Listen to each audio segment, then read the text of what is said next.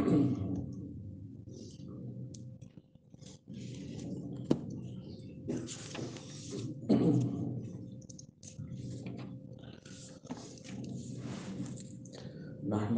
ونصلي ونسلم على رسوله الكريم أما بعد فأعوذ بالله من الشيطان الرجيم بسم الله الرحمن الرحيم الرحمن علم القرآن خلق الإنسان علمه البيان صدق الله العظيم.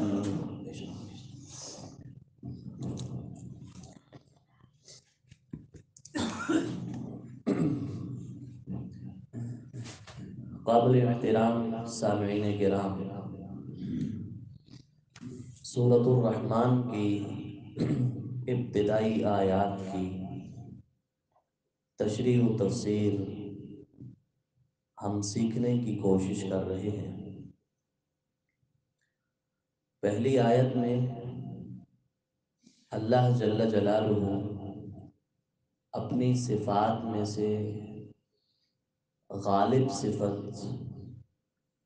رحمت کا ذکر کرتے ہوئے فرماتے ہیں، الرحمن، اے میرے بندو، میری رحمت کا دریا ہر وقت ٹھاٹھے مار رہا ہے۔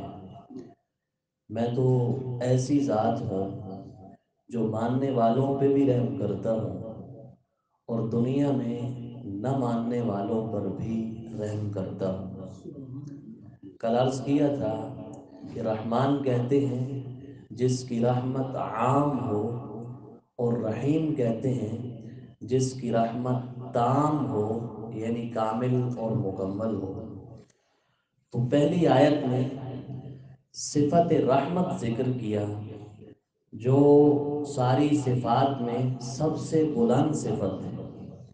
دوسری آیت میں ایک ایسے علم کا ذکر کیا جو سارے علوم سے عالی، برتر، بلند اور فائق ہے، اور ارشاد فرمایا علم القرآن، اس نے قرآن سکھایا، اس نے قرآن سکھایا۔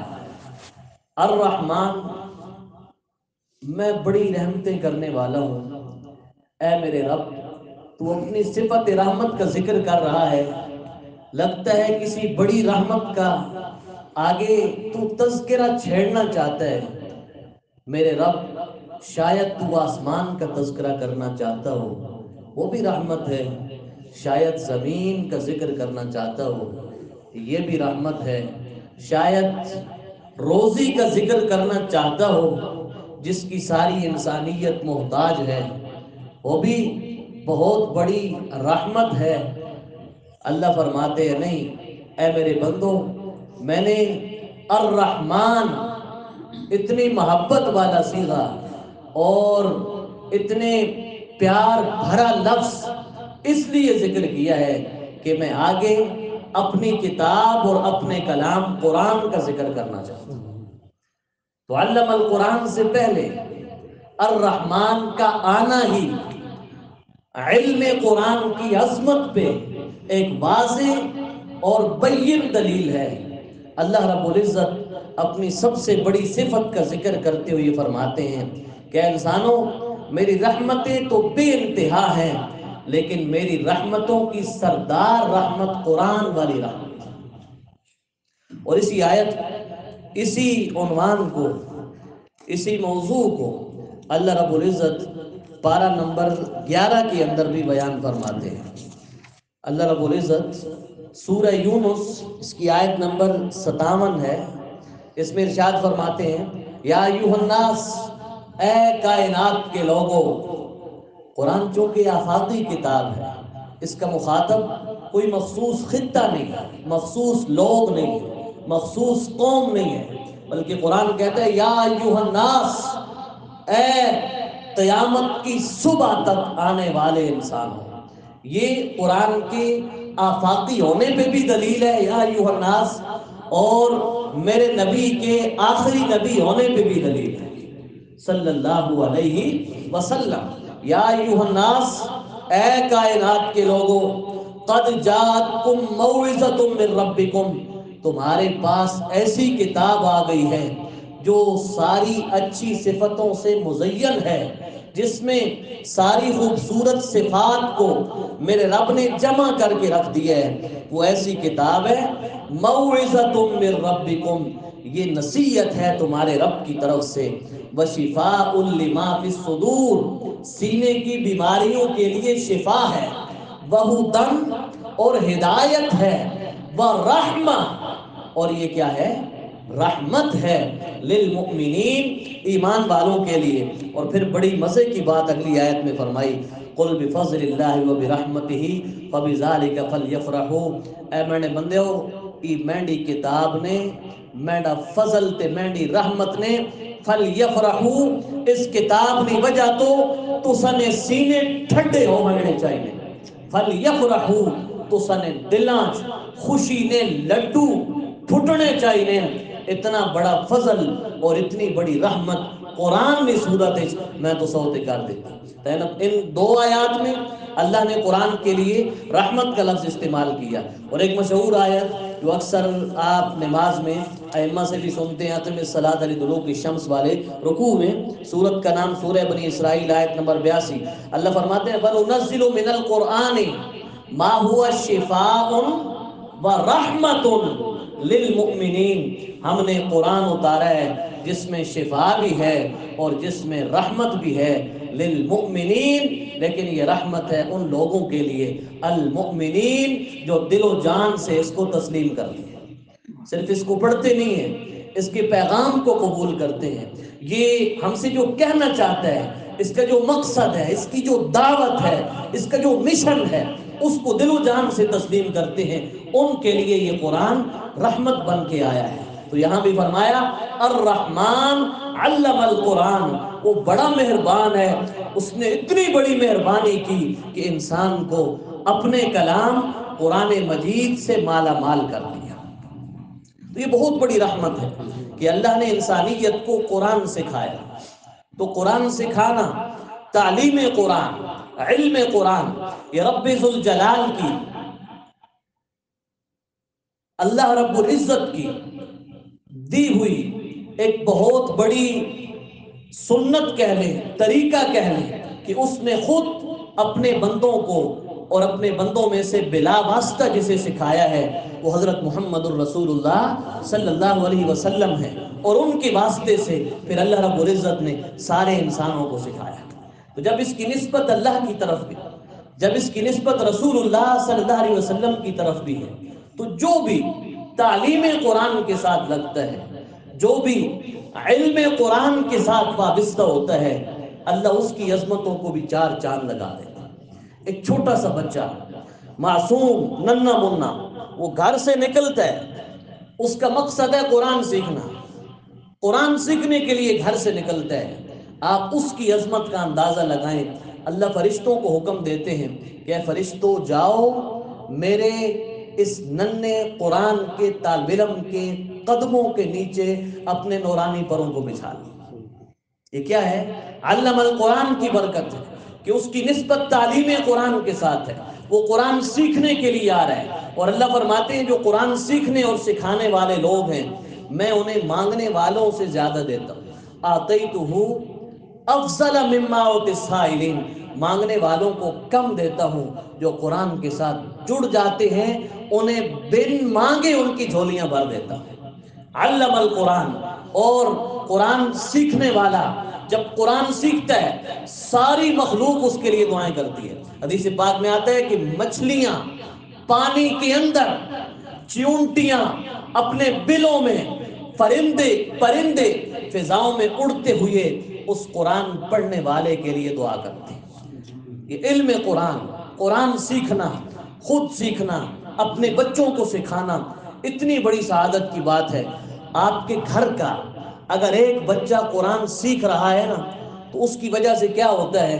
عموماً یہ سمجھا جاتا ہے کہ کل بھی میرے ایک آدمی سے بات ہو رہی تھی بچوں کو دینی تعلیم دینے کے حوالے سے، وہ کہہ رہا ہے کہ جی یہ پتہ نہیں پھر آگے کیا کریں گے، ان کا آگے کیا بنے گا۔ آگے کا تو بعد میں بتاتا ہوں نا، پہلے صرف اس کے پڑھنے کا بتاتا ہوں۔ نبی کریم صلی اللہ علیہ وسلم آپ کے دور مبارک میں دو بھائی تھے۔ ایک بھائی حضور اکرم صلی اللہ علیہ وسلم کے مدرسے میں آتا، وہاں قرآن سیکھتا، حدیث سیکھتا۔ دوسرا بھائی دن بھر بازار میں کام کرتا، نہ مزدوری محنت تجارت جو اس کا پیشہ تھا۔ تو یہ سارا دن پڑھتا، وہ سارا دن محنت کرتا، شام کو یہ گھر جاتا، اس نے جو کمایا ہوتا وہ بھی کھاتا اور یہ بھی کھاتا۔ اب یہ جو سارا دن پڑھ رہا ہے کمائے کیسے؟ تو ایک دن اس دوسرے بھائی کے دل میں یہ خیال آیا کہ یار یہ عجیب تماشا ہے، سارا دن مزے سے بیٹھا رہتا ہے اور بیٹھ کے پڑھتا ہے اور شام کو آتا ہے اور بڑے مزے سے کھانا کھا لیتا ہے۔ تو اس نے دل میں آئی یہ بات زبان پہ لائی اور نبی کریم صلی اللہ علیہ وسلم کی محفل میں جا کے ذکر کر دیا بطور شکایت کے، یا رسول اللہ اسے سمجھائیں، آرام سے کھانے کی عادت بن گئی ہے، بیٹھ کے کھاتا رہتا ہے، میں کماتا ہوں اور یہ کھاتا ہے۔ نبی کریم صلی اللہ علیہ وسلم نے فرمایا، وہ جملہ سنیے، حدیث کے الفاظ بھی دہراتا ہوں برکت کے لیے۔ آپ نے فرمایا لعلک ترزق بہ، اے میرے صحابی، اس کے قرآن پڑھنے کی وجہ سے، قرآن کے لیے وقت لگنے کی وجہ سے یہ خیال دل میں نہ لایا کر کہ میں کماتا ہوں اور یہ کھاتا ہے۔ یہ قرآن پڑھتا ہے نا، اس کے قرآن پڑھنے کی برکت سے اللہ تجھے بھی روزی دے رہا ہے۔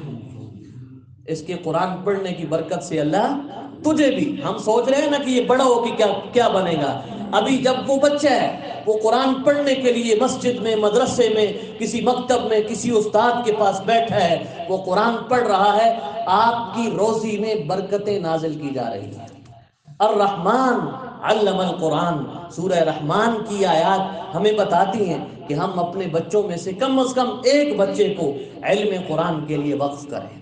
حافظ تو بنائیں ہی بنائیں، ممکن ہو آپ کی محبت ہو تو اسے قرآن کے معانی سیکھنے کے لیے بھی وقف کریں۔